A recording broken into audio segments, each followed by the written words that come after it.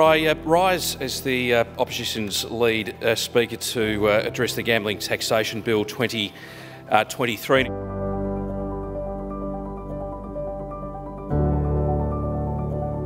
Now, from 1 July 2023, this bill proposes that Crown Casino's pokies will be subjected to the same tax rate as other pokies operated by club venues. The decision to tax Crown Casino at a higher rate follows the government's own response to the Royal Commission into the casino operator. This change is expected to raise an additional $30 million a year in additional revenue for the government.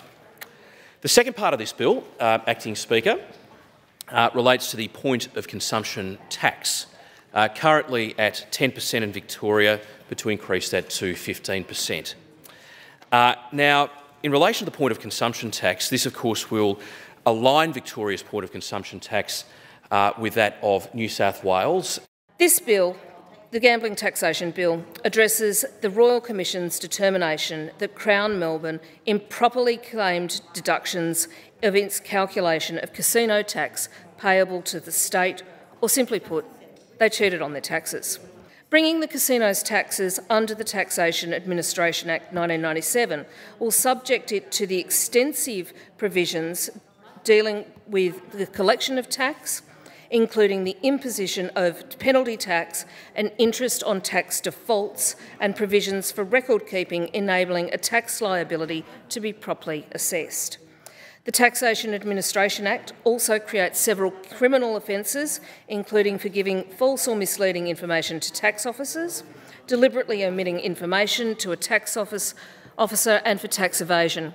A new 15%, a new rate of 15% on the point of consumption tax. Of that, 7.5% will go to the racing industry.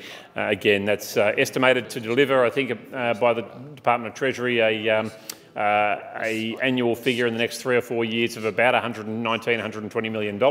This bill does deliver vital long-term certainty to the Victorian racing industry. Why does that matter? When you've got a $4.7 billion industry of economic development and economic return to the state, some 35,000 full-time jobs across the state, Victorian racing industry is not only a preeminent jurisdiction here in Victoria, but a critical industry that supports jobs and economic growth right across the state. Now, we do believe that the entire amount of the increase in the point of consumption tax should go to the racing industry because it is a tax on punters, and the fact that the government is clipping the ticket on the way through is certainly cause for some concern. I understand that with the passage of this bill, we will have the final of the 33 recommendations of the Royal Commission either fully implemented or legislated and awaiting commencement. So what we have here is $119 million into racing. Can I say, having Caulfield Racecourse, it is a great facility in desperate need of an upgrade, and we've been talking about this for a long time.